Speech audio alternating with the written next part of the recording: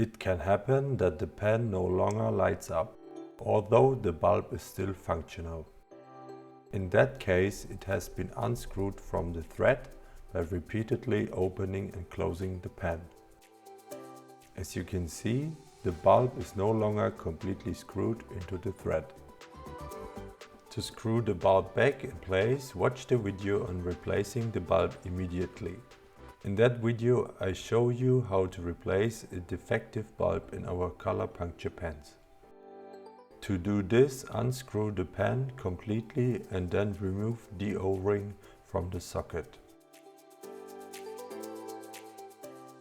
Next, unscrew the back cap and remove the batteries.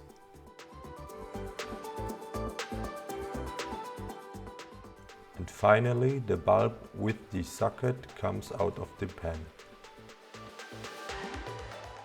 Now I can unscrew the bulb from the socket and replace it with the new one.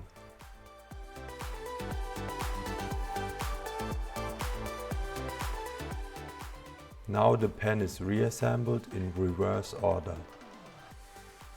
First, the bulb with the socket goes into the pen. I have to make sure that the bulb is facing forwards. Then the batteries go into the pen with the positive pole facing forwards. And then the pen is closed again with the cap.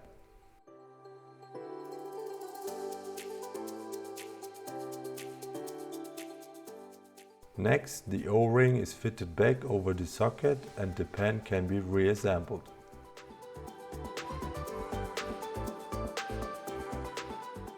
You can do the same with our color surface pen.